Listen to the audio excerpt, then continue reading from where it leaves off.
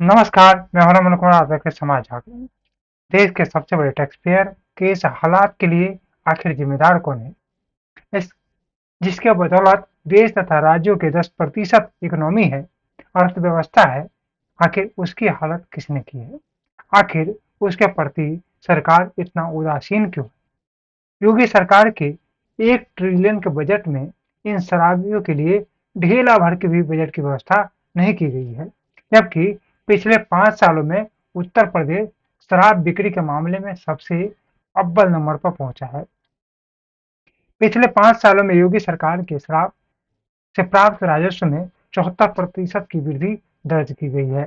योगी सरकार अपने कार्यकाल में 2000 से ज्यादा ठेके खुलवाए हैं, लेकिन इनके बैठने के लिए आज तक कोई व्यवस्था नहीं किया गया है। यहाँ तक कि इतने बड़े टैक्स पेयर के लिए उधारी तक की भी कोई व्यवस्था नहीं है। यहाँ यह कहना अतिशयोक्ति नहीं होगा कि यह लोग उस वर्ग से आते हैं जिनका अपने बच्चों से ज्यादा ध्यान सरकार के खजाने भरने पर रहता है।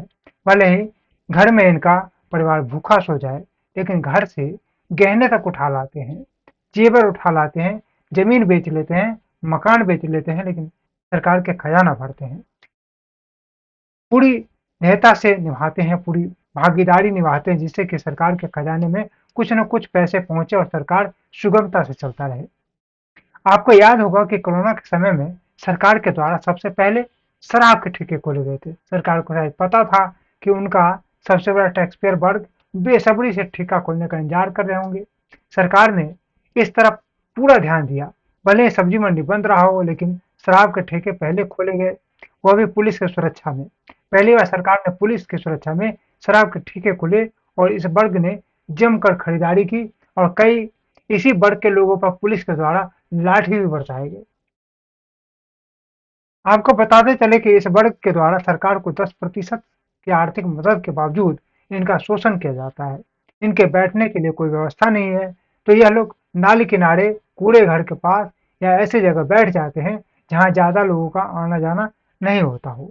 कई लोग तो शाम को पीते हैं, तो कुछ तो सुबह से ही शुरू हो जाते हैं। इनके कारण सिर्फ सरकार का नहीं, बल्कि पुलिस वालों के भी जेब भरते हैं।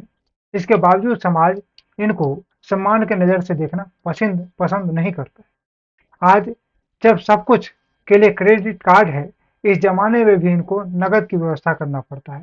सबसे बड़ी तादाद बात, इनके लिए कोई संगठन भी आवाज उठाने को तैयार नहीं है। यहाँ हजारों की संख्या में संगठन बने हुए हैं, लेकिन इस वर्ग के लिए आज तक कोई संगठन नहीं है जो इनके लिए आवाज उठाए, इनके शोषण के पर खिलाफ आवाज उठाए। बताते चलो कि यह वीडियो ग्रेटर नोएडा विसर्ग थाना के अंतर्गत चेरी काउंटी क्षेत्र के बताए जा रहे हैं।